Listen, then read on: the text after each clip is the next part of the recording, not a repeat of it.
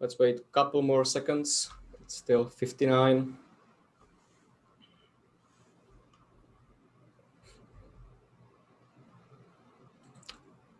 Okay, and it's 10 a.m. in Washington, D.C. So hello and welcome, depending on where you are, if it's a good morning, good afternoon, or good evening.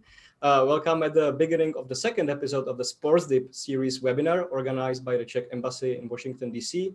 in cooperation with the Czech Olympic Committee. My name is Woska. I am working here as a cultural attaché, and I will be a moderator of today's talk, Sports as a Tool for Development. And for the discussion, we have three excellent panelists joining us today. So please allow me to welcome Rukare, President of Uganda Olympic Committee, Libor Volf, founder of Volf Soccer Academy, and Lenka Martináková, Fair Play League football coordinator from Football for Development.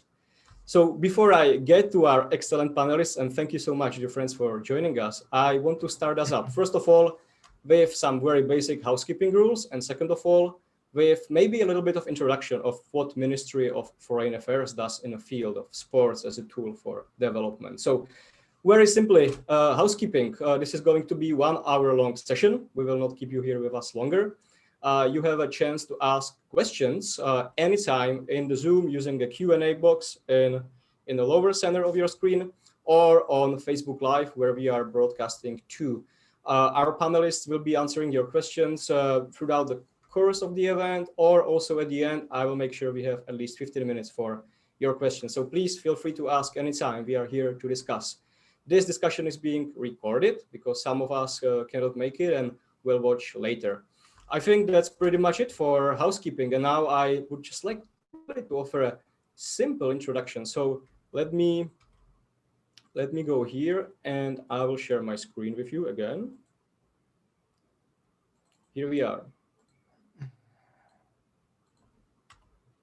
Okay, now you see it. Sport as a tool for development. Well, I believe that most of you who are joining us today, they already know it. But sport is incredibly powerful when it comes to connecting people. I would say there are even maybe just 3 things in the world: music, great food, and voila, of course, sport when it comes to connecting people. And I would say that these 3 things unite people in a way like anything else does. This all means that apart from, of course, huge commercialization, some shady insider games, doping, match fixing, occasional violence, all of that, yes, this is also part of sport, but most importantly, like sport has very beautiful side, and I would say that's the bigger side of sport. And sport has incredible power to bring people together, increase mutual understanding, and of course, develop individuals as well as societies. When it comes to Czech Ministry of Foreign Affairs using sports as a tool, yes, I will be honest with you, we are not doing it directly. However, the ministry, and please don't get me by the word because this chart is terribly oversimplified, but I think it provides some basic picture, at least at the beginning. The ministry cooperates with Czech Development Agency, and through the Czech Development Agency, we are able to support different projects, like in 2019 and before, Football for Development, or like in 2020, Bikes for Africa. Later, these projects are able to implement sports as a tool for development approach in their daily activities. I can speak of my very own experience. In 2016, I was also a Fair Play Football Ambassador of Football for Development campaign in Czech Republic. And together with my fellow colleagues from Kenya and Czech Republic, we were all volunteers. We toured socially excluded localities, and through educational activities, music, and yes, you guess it, soccer fair play tournaments, we were trying not only to connect and maybe heal some wounds with the local population, but also to educate and really help in a learning way and maybe serve as a development activity. So I would say enough of introduction with this short picture. I just want to show you, this is the female team of the Ministry of Foreign Affairs. The picture is coming from the World Cup final of Sustainable Development Goals of the United Nations tournament in New York. So even the Ministry of Foreign Affairs has a female soccer team that is fighting not only for, I would say, fair play and a good game, but also for something greater. And this is precisely how sport can be used in a strategic way. So with this, let me stop sharing my screen. And I think it was hopefully brief introduction and enough of me. Let me go to my excellent guests. And again, Don, Libor, Lenka, thank you so much for being here with us. And I would love to start with you, Don. You have been using sport as a tool for development throughout your career. I know in your bio you said 27 years. That's even older than myself, I can almost say. So you are experienced. So what is the role of a sport as a tool for development with focus on Africa? Thank you very much, Jan, and good morning, good afternoon, good evening to all the people out there viewing this very interesting webinar, depending where you are viewing from.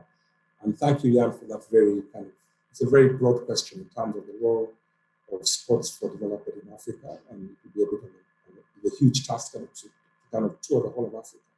But I think the beginning point, Jan, for me would be for the viewers out there to make an important distinction. For some people, it may be self-evident that there's a difference between sport development, which most of us in sport are used to, where we're doing a lot of programs to develop the different aspects and facets of sport, whether it's talent identification, facilities, nutrition, medicine, sports medicine, injury prevention, treatment, that there's that whole ecosystem of sport development, which most of us grew up being in a federation or like now being at the National Olympic Committee. But increasingly, we are beginning to veer off and recognize that sport can be used as a vehicle for development, especially in a continent like our one. Broadly speaking, we have a very young population.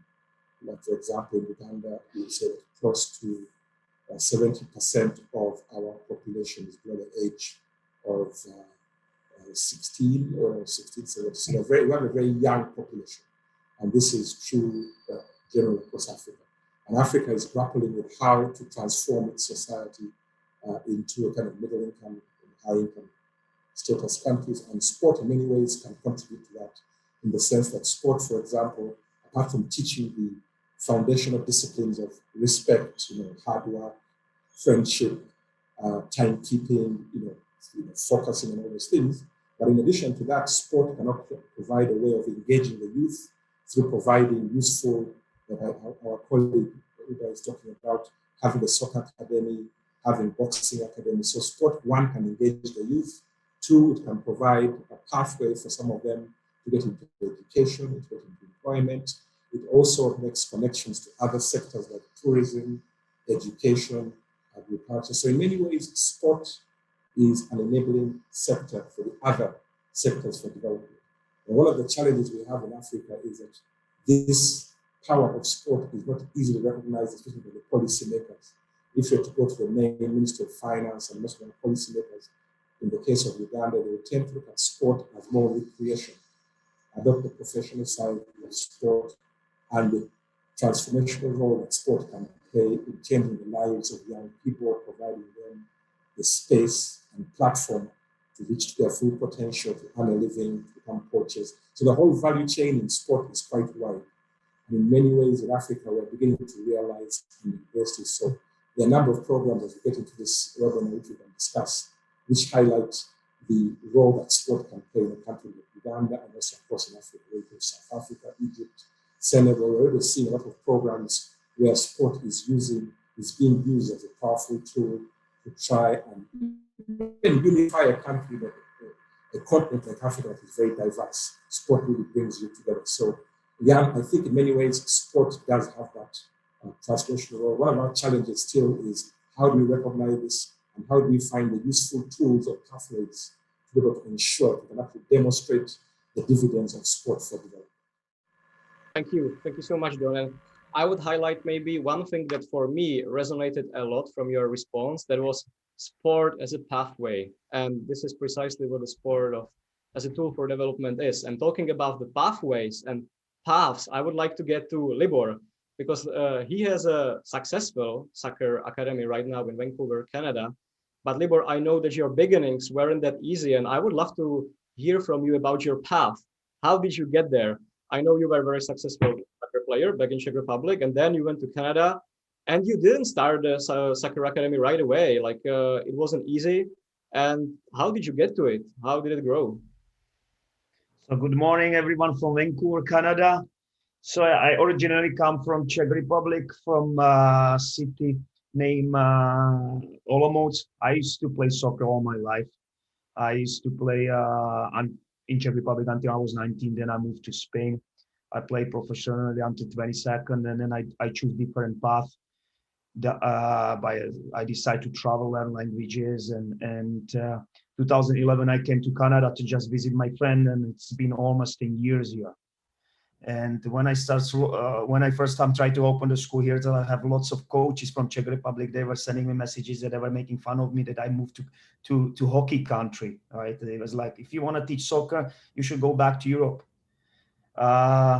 So what happened over those 7 years? So now I have those coaches asking me for jobs. Like I'm getting every week, like coaches from across the Europe, then asking me if I have any job, if they can come to Canada, because Canada is a great country now and the soccer is growing here.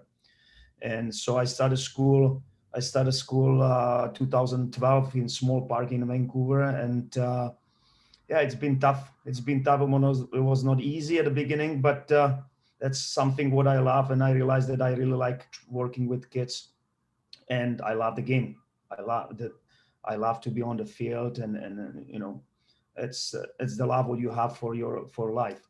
And so 2012 we opened a school in Canada. 2015 we opened a school in Uganda. So 2013 I got a message from one of the men from Uganda. He sent me a link on Facebook, and basically the link was of one of the tournament where kids in Uganda play every December, and I fell in love. And believe it or not, in 2 months later I was on the plane to Uganda.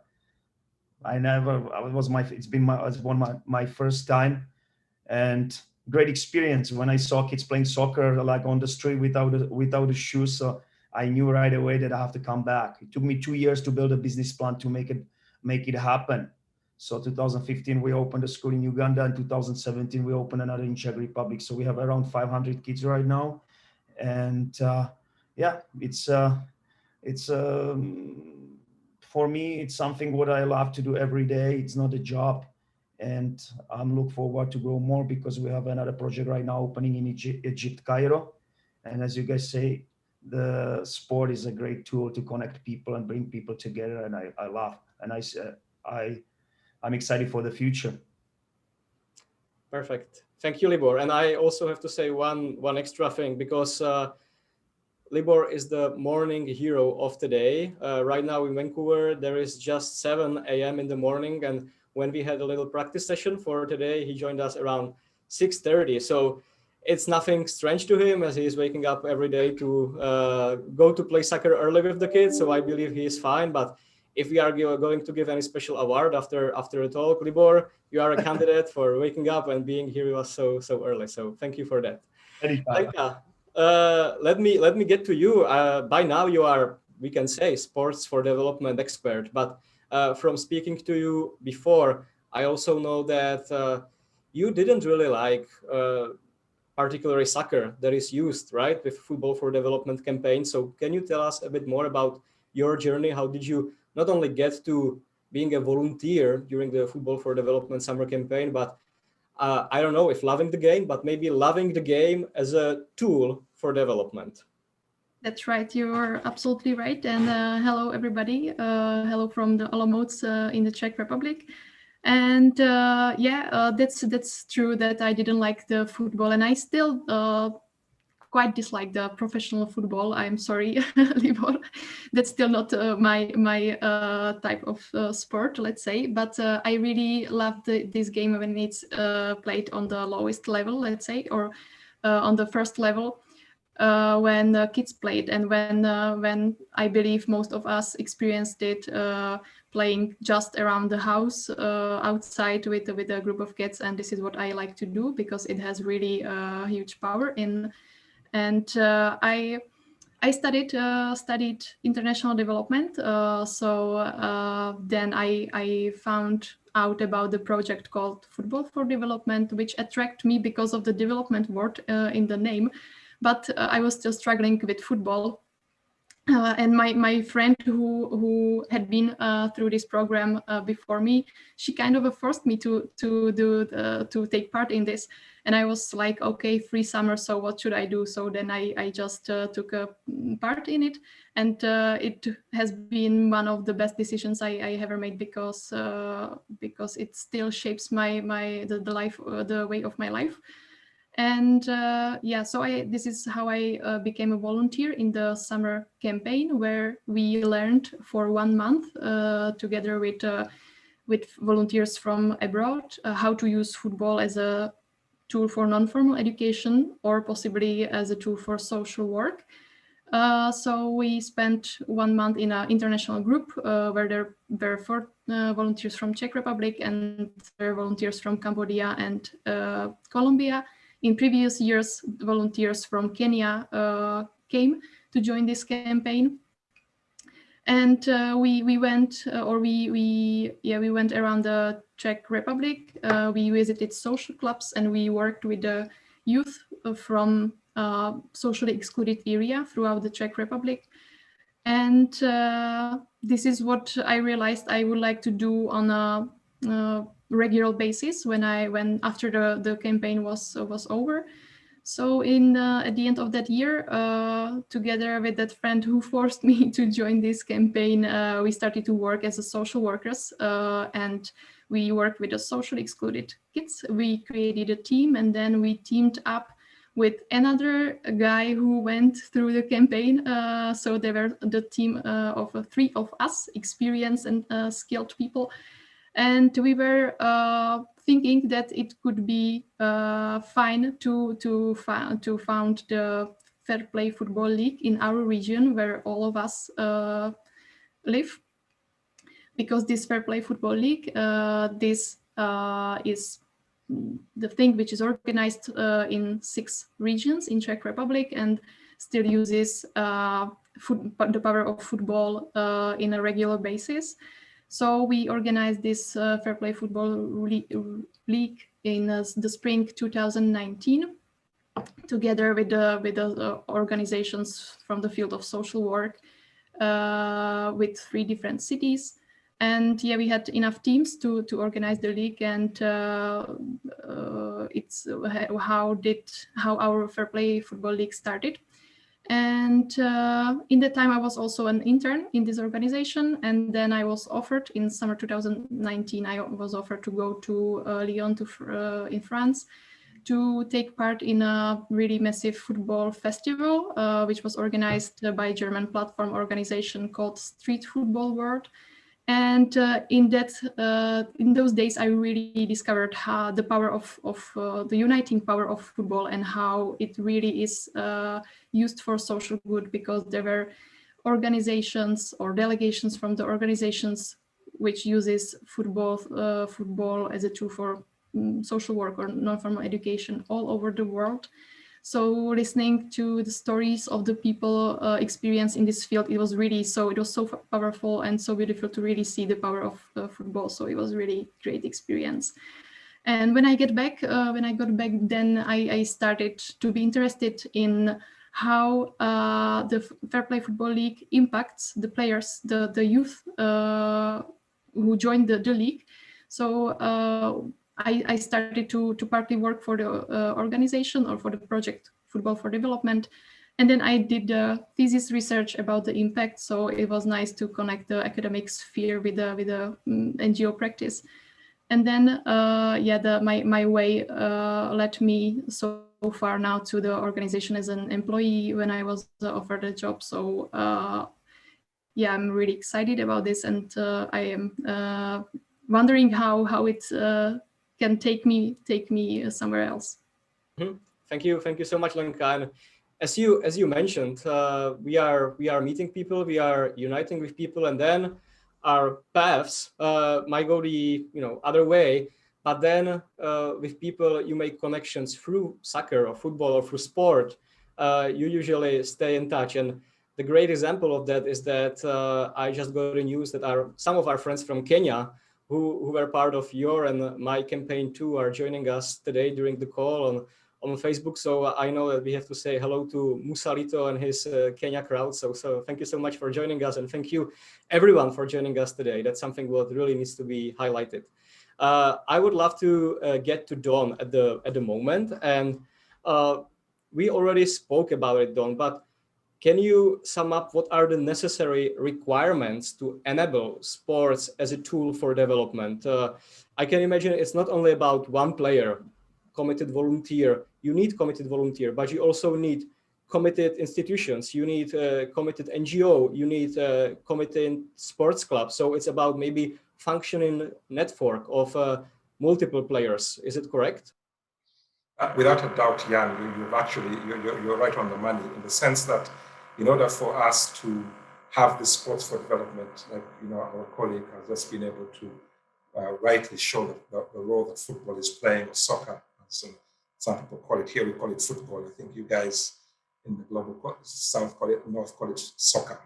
We call it football, so it's not American football. But there is no doubt, Jan, that when it comes to trying to amplify sport for development as a concept, we need to do a number of things. You need to have your toolkit in many ways. So to me, one of the things that we're trying to do when I'm talking about this, one, we need to map all the key players in this sector, because there are a number of players. So typically for us in the sports field, we tend to stick to our own, the field of play, off the field of play.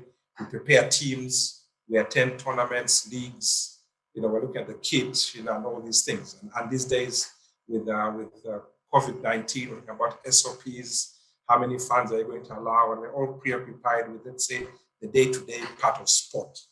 But one of the things when we talk about sport for development, I find useful is we need to map who are the different actors. So for example, the private sector foundation, the Ministry of Finance, the parliamentarians, NGOs, volunteers, embassies. We have already seen, for example, even the whole of sport diplomacy, even this kind of connection between yourself in the diplomatic world, where you can use sport for diplomacy, sport for development, sport for tourism. All these things are interconnected. So I think issue number one is being able to map out who are the different actors in this very complicated jigsaw of development. Because I come from the development cooperation world, and there are so many different sectors. And sometimes, despite the fact that we talk about integration, we try to work in silos. So you find health, tourism, they all have their own individual budgets, and they say sports, you also have your own. So mapping all the different actors, I think, is one thing that is important. And then after that, you can also develop a toolkit. And I think a toolkit, I know UNDP is trying to do this, where you develop a toolkit on trying to unpack with measurable, indicators, activities of how you can show the connection. So for example, we should be able to now begin having metrics, empirical data to show that how many people do we have, how many athletes do we have, how many officials are we employing, what is our contribution to the GDP. I was seeing on the European Union website that sport contributes to about 12% of GDP. So we have to have this kind of evidence. So having the toolkit that provides the kind of activities, the kind of indicators, because we have to begin talking the language of development. We cannot just keep talking about sports. If you talk about podium performance and you go to the Minister of Finance, they won't understand what you're talking about. So how would we translate our usual language, our usual ways of thinking into this toolkit, which would help us speak the language of development when we're talking about transformation, livelihoods, poverty eradication in the case of Africa, building resilient communities. How does sport tap into that? Because if we are to be able to tap into additional resources from other sectors, you need to be able to talk the language that those particular policymakers. So a toolkit would be another possible thing that we want.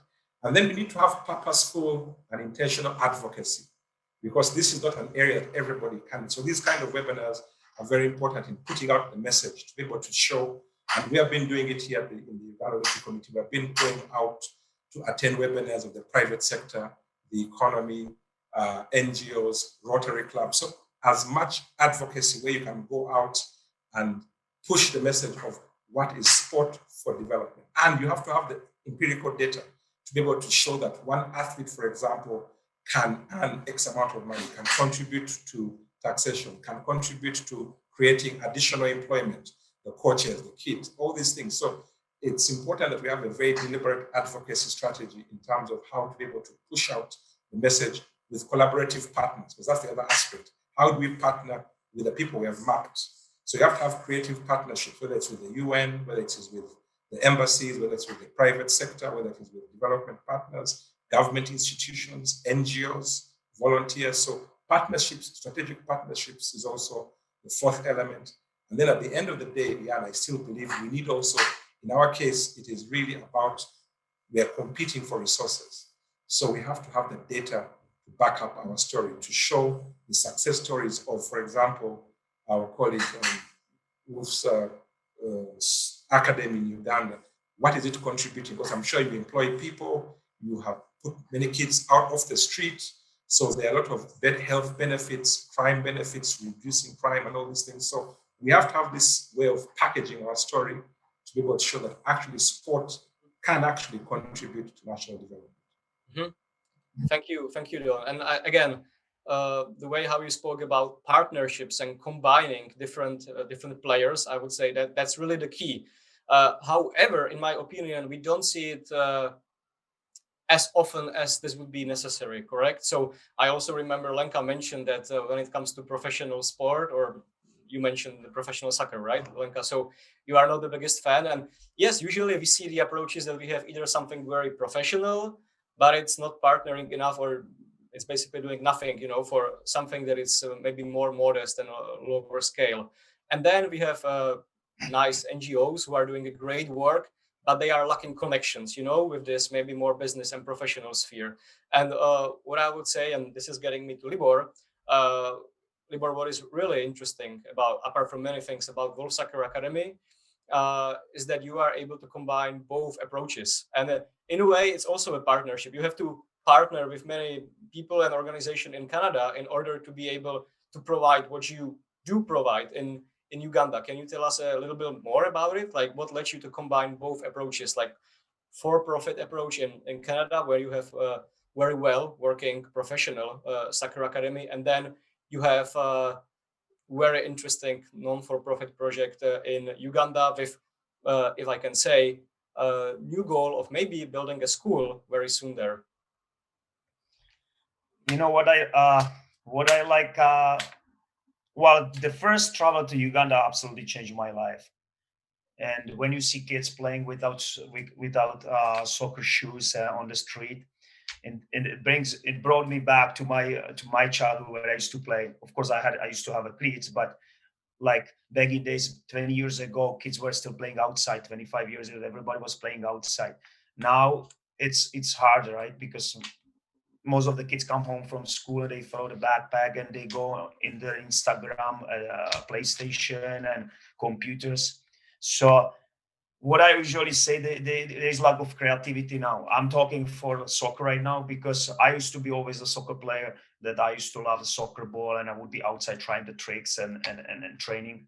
Now it's very difficult, because everything is structured. Kids go to school, everybody tells them what to do. Kids go home, parents tell them what to do. Kids come after that to training, and all the coaches, they have prepared drills, and it's again structured. So it takes away the creativity, what we used to learn outside with friends and climbing the trees, playing with older kids. Because when you played with older kids, when I was 7 years old, I played with 12 years old, and I wouldn't go back, or I wouldn't run. So the older kid would tell me, "Hey, what are you doing?" So now it's absolutely different. And when I went to Africa, I fell in love with that. I fell in love with kids playing outside. I would give them soccer ball; they would be so happy.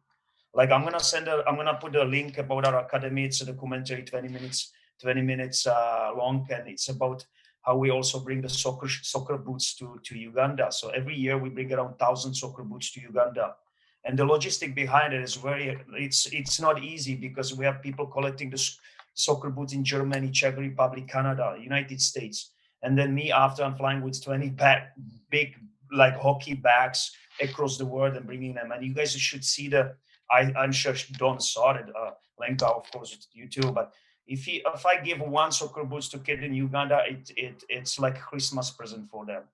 And if I compare with kids here in Canada, which my kids come to training field and they have a boots, soccer shoes for $300, and they have a 2 pairs or 3 pairs. So it changed your life. So I'm trying to bring my coaches also to Uganda every year. So it also helps them to see the difference, right? So for me, it was a absolutely game changer. So it changed my life, and I love coming there. I love those kids because although I'm like, when you travel to Uganda, you get tired, but when you step on the field, it's just absolutely different story. You know, I travel like 18 hours, and I go there, and first the kids, when they see me, coach, can we go on the beach? So I'm spending 8 hours on the beach. So I've been there coming for 5 years. I never went to safari, which don't know. So it's like 5 hours out of the Kampala. Believe it or not, I never went there because like I cannot get off the soccer field because the kids, they love the game so much that I'm training for 8 hours. I'm just able to go to hotel and sleep. So our big dream, our big picture for World Soccer Uganda is eventually build a school, because at the moment we have to, our school works on a year budget where we have to basically, we pay for transportation, we pay for soccer field, we pay for coaches, but eventually the big picture is to buy the land for acres and within 3 years build a school where the kids not only soccer training will get also education. Because there's lots of talented kids. They are artists. They can sing. They can draw. They can do other things, right? So this is the big picture. Eventually, build a school and give them more than just the soccer training, because I want to give them the same opportunity what kids in Czech Republic or Canada have. And not easy, but the love for the game always keep me moving forward. Thank you, Libor. And I know, as I know you, you are always planning ahead. You have great plans, and well, let's be honest, most of them, sow the world. So I am very curious how this is going to develop, and I know you are going to keep us updated. So maybe when we have sports as a tool for development webinar with the same panelists in 2 or 3 years, like you will be able to tell, okay, this is the picture of our school, and I wish this will really happen. So, Lenka, I want to ask you one more question about the summer Football for Development campaign. I remember being football fair play ambassador myself.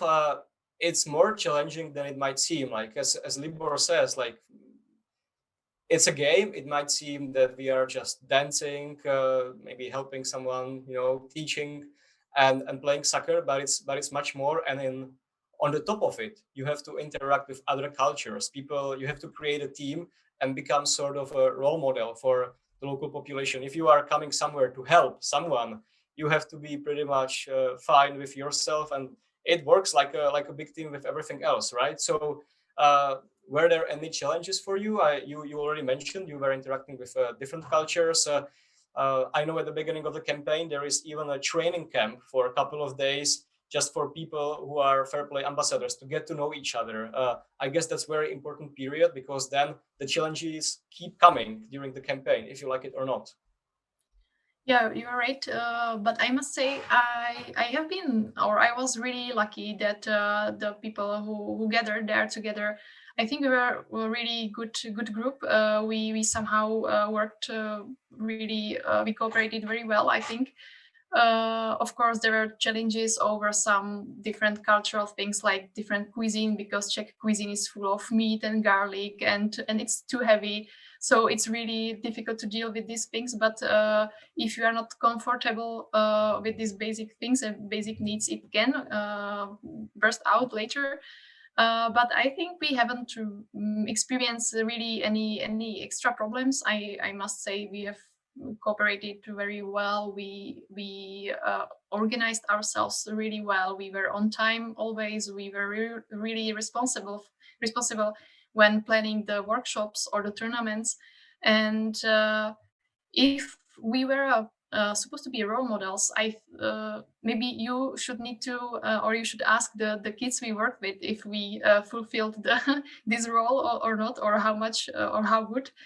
But I can say that we really inspired each other in the group, which was really great. And I always like to have deep talks with people from different countries, because for me this is the way how can you really get to know more familiar with the nation, with the nationality, and with the country. So I like the sharing their stories, because even life stories, but also the foreign volunteers or ambassadors, they were kind of experts already in the field of using football as a non-formal educational tool. Because for me it was something totally new. I have before I had never experienced working with kids, working with non-formal education, let's say.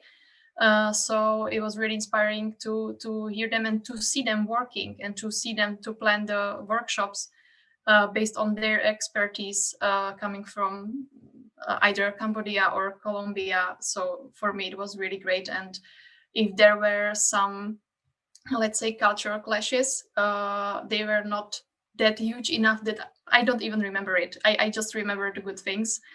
And what was intensive about the 1 month long summer camp, let's say, or summer campaign, was to be with the people all the time together, sleeping together, cooking together, eating together, which is not what I really usually look for. I like to be alone and think about the things. So this was kind of overwhelming sometimes. But overall, I think we regarding the impression, which towards the outside world, let's say, I think it was good, and I was really satisfied, and I got so much out of this experience. Thank you, Lenka. That sounds pretty much like my Football for Development experience from 2016, and I love how you mentioned, well, eventually let's ask them, if we fulfilled our role or not. That leads me to you, Don. I would love to ask you if people and big players, it might be international organizations, but also some sports governing bodies and anyone who is helping or who is seemingly trying to help Uganda, maybe using sports as a tool for development. How are these efforts perceived by the local population, by Ugandans? Is it usually taken as, that's great, we are so happy that someone is helping? Does it depend? Because like if someone like Libor comes and they see that he is not interested in safari, but he is interested in local population, that then he is taken as a partner? Or is it always taken with a little bit of hesitation? Let's say, oh, someone from Europe or United States is coming to lecture us about how we should do things. I think, it's a mixed picture. I wouldn't think it's lecturing, because sport is not very political. That may be more in the political domain. But I'm sure Libor will tell you that, as he said, when he comes to Kampala, there's a lot of appetite. First of all, as I said at the beginning, we have a very young population. That's number one. So anybody who brings sport, whether it is soccer, football, netball, hockey, anything. I think one of our problems is that we're starved of facilities. So if we had access to the facilities, access to the equipment, access to the kit, access to qualified coaches, you see, we're bring coaches, then to me, the population, the community here would warmly embrace it. I think the issue that we might have to contend with, which is going back to the sport for development kind of theme, is that because of the high levels, let's say, of poverty and people trying to strive for a livelihood, sport alone, without showing the connection to how that can improve their lives, might be a bit of a problem. So it can be a very useful place, a distraction, a place to be. But also, I think sometimes if it's not accompanied with an addition of maybe going to school, getting eventually, because if it's young people are going to school, eventually they're able to get, because one of the biggest development challenges is employment. So to me, I think sport for development programs, from my experience, are warmly embraced. In fact, I think Libor will probably agree that the demand is overwhelming. We can't actually fulfill and satisfy the immense demand that you have for all these young people who are yearning for something to do, instead of getting involved in drugs or crime or just idling away. They would love sports. So wherever we see a football pitch, a hockey pitch, basketball, football, a bit of athletics, even boxing in some of our kind of, let's say, ghetto areas, as we call them here, very, very popular. And for most of them, they see sport as a pathway out of their current condition of life. So to me, my impression that largely sport for development is under program that we have, whether it is from individuals like Libor and his academy, or even to the larger. We have an athletics for development program at GIZ. It's really warmly welcomed. And I think there's an appetite. Our biggest challenge is how to replicate it to scale. Because it's definitely, if you look at all the 44, 45 million Ugandans, more than half of those are young people. They would definitely want to engage in sport. But we have to also link it at the end of the day, in my view, with either education, vocational skills, and other things like whether you're combating sexual and gender-based violence. So there are very many other areas where we need to work on those kind of connections between sport and these other areas. Thank you, Don. And we are having maybe 5 minutes for questions that I prepared for you, and we are getting quite a bit of questions from attendees. So thank you so much. You can still ask them. So I will just, I want to ask Libor and Lenka questions very shortly. But Libor, you already said it. So you don't have to repeat it. But you already mentioned that it's incredible to see kids in Uganda when you come and how they want to play. And Don was speaking about it. Can you see the difference maybe in the approach when you come and train kids in, let's say, Czech Republic or Canada and Uganda? Are there any differences, and what are the similarities? I think it's for me as a soccer coach, it's always about the energy and about the passion on the field. So I would say it's the kind of the same. The only issue what I am having in Uganda, it's first 20 minutes. Always those kids are kind of shy, so it takes me 20 minutes to build their confidence. Maybe Don can tell you the way how the adults parenting them. But it takes me like 10-15 minutes to always motivate them and try to open them. But they love this. They love the sport the same like Czech kids and Canadian kids. Last year we were trying to build a team made from Canadian, Czech, and Ugandan players and bring them to Gothia Cup, which is the best and the biggest tournament in Sweden. And I called Uganda. Actually, we filmed it, and our best 4 players we bought flight tickets, and we made them passports, and they were supposed to fly with us to Europe. 1 week spent in Czech Republic, and then later with all our kids from Czech Republic fly to Gothia Cup, Gothenburg. But of course, COVID canceled everything. But you should see the love, the happiness in their faces. They were so happy. They never flew before. So we made a passport. We made everything. Everything was set up. So unfortunately that happened, but I hope in future. But it shows you that the kids, they are kids. They want to play and they love the game. And if you give them soccer boots, you change their lives. And if we're going to change their lives by a bigger picture, like I said, like a soccer school will happen. If not, but at the meantime, I'm sharing the power and the love for the game on the soccer field. And for me, it makes me, fortunate. So I think that's all. Thank you, Libor. And I'm just thinking, Lenka, because I have been asking many questions about Uganda. How important is it for Uganda? But let's also say, like, the projects we are speaking about need to be developed also in Czech Republic, right? So why are they so important also in maybe seemingly developed Czechia? Why do you need to have the project called Fair Play Football League, and what is its concept?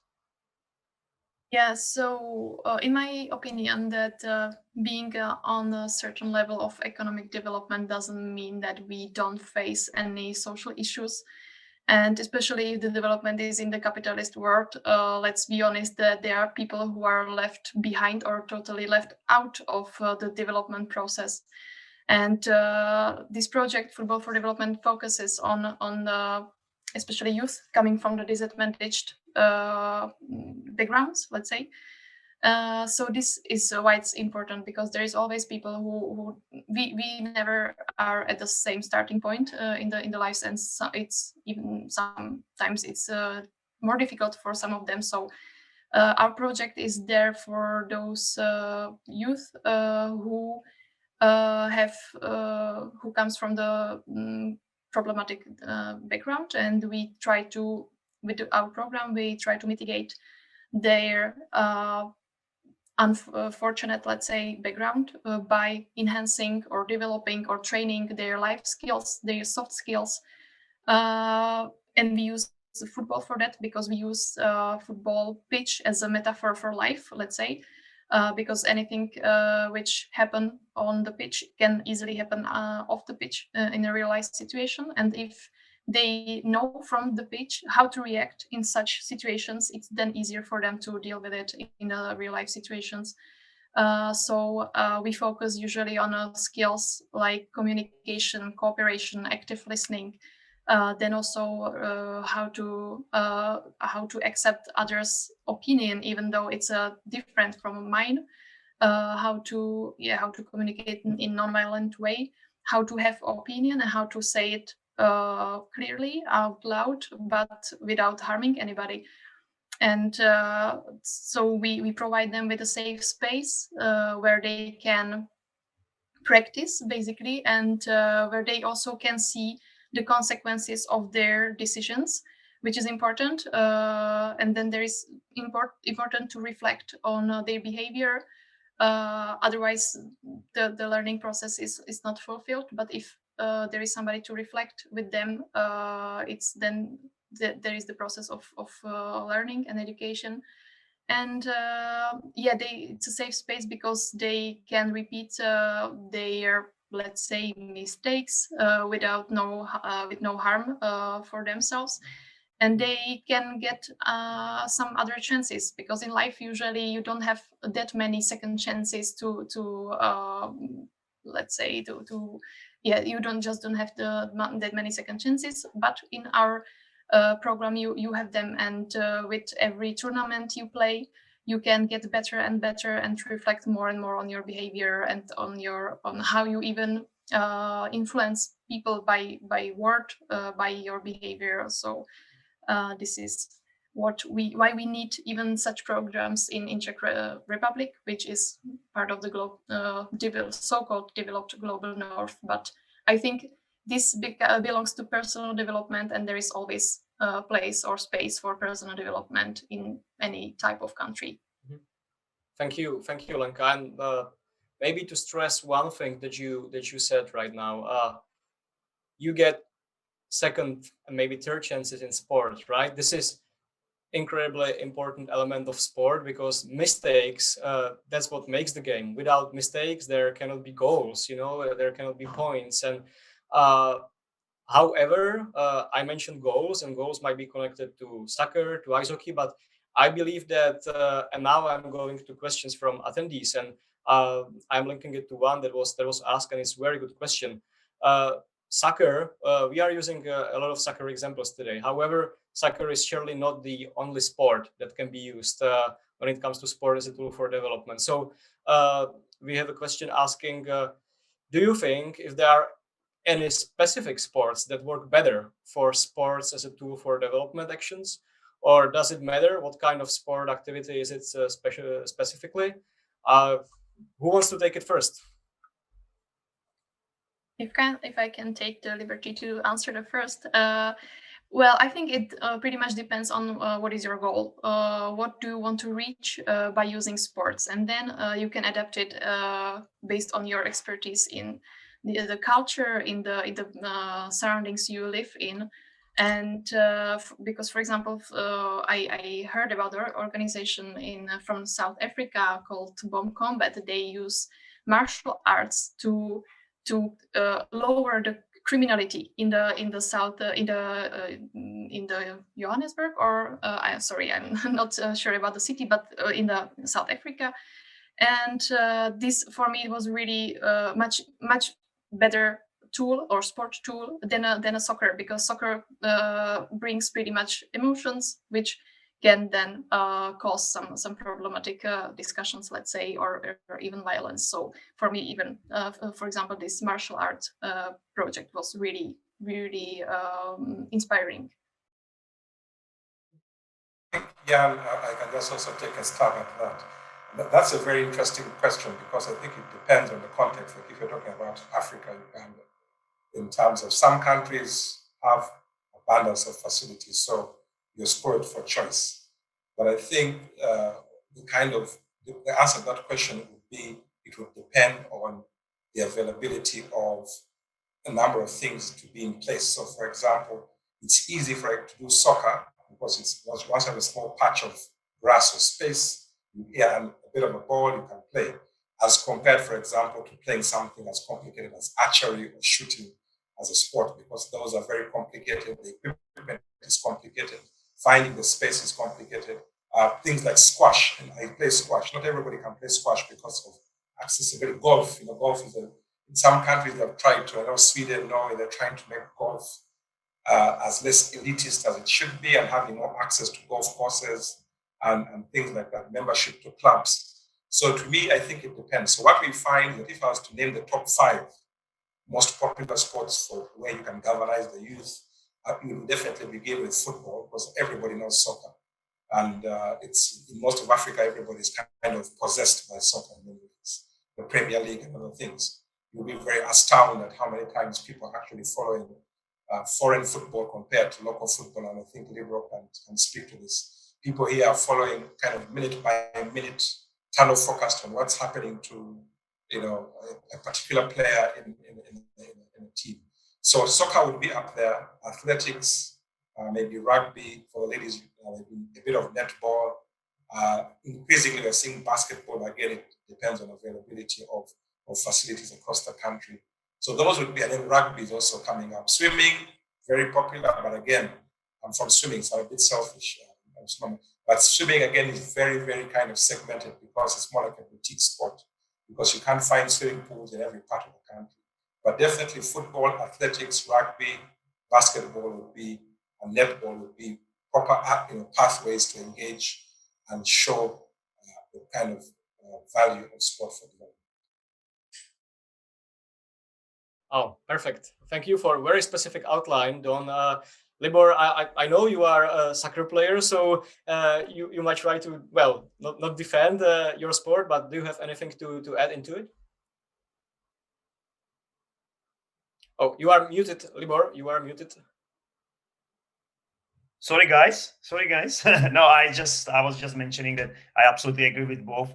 You won't teach hockey in Uganda, right, if you have a limited spot for the same. Like, for example, in Canada, believe it or not, there's like more people right now play soccer than hockey, because first of all, it's cheaper. What you need: soccer boots, soccer ball. You don't have to drive your son 5 a.m. to hockey like a rink, right? So lots of people right now play soccer in Canada because it's easy to access and it's cheaper for parents, But like both said, like I absolutely agree. Don't in Uganda, it's soccer is more common because everybody can play outside with a soccer ball. It's easy. You can play soccer anywhere you want, but you can use any sport. But the most important, I find always, you need is like, for example, for my coaches, I from them I need to have a passion. First of all, I need to share the passion with my kids. If they see from me that I really love the sport, I want to help them, so it's easy to connect. There's lots of coaches, they want to be professional, they want to be get paid, but they don't really love the game. At first, it's always start with the love for each sport. If you really love the game, you love the sport, you love your kids, so then you can help them. You can grow, right? But if you just do that for getting paid, it won't ever work. I believe in passion, and it's very important. With passion goes energy. Mm-hmm. Thank you. To conclude this, I think I could return to the beginning of my presentation, right, where we mentioned that sport, food, and music are uniting people in a very unique way. And why? Because it's easy to enjoy them. We have access. Yes, someone has access to maybe better food. Someone has maybe access to golf, but someone has. So it's really about what is the access. But no matter what kind of sport it is, I believe like it has potential to unite people regardless of the type of activity, even though some, for the obvious reasons, might be a bit easier.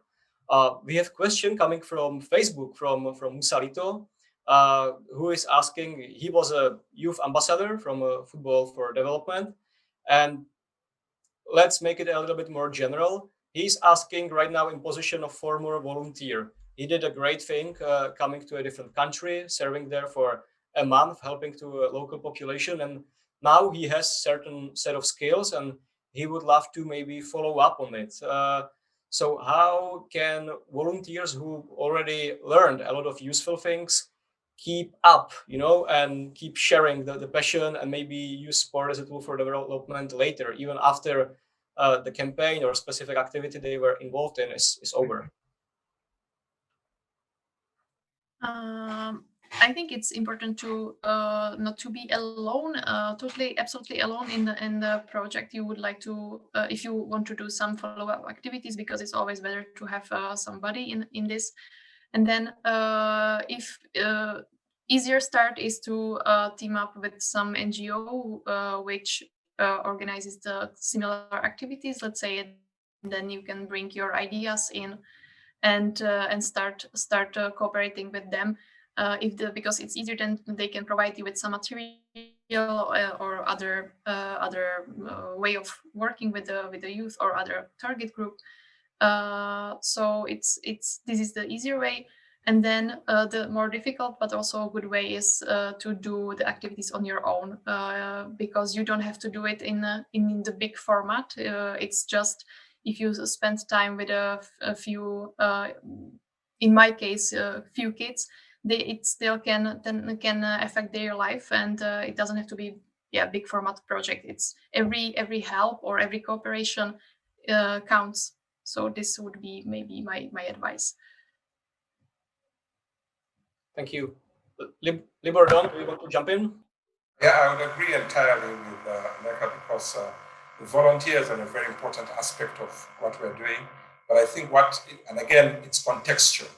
I've written a piece on, I think, to me, I would agree with Libor, who says that it's the passion. And I recently wrote a piece, I can send the link later to you, Jan, about the need for a national sports conscience. We need to have a sports conscience across, and because here in Africa, we have very many competing development demands: infrastructure, communication, energy, security, health, education.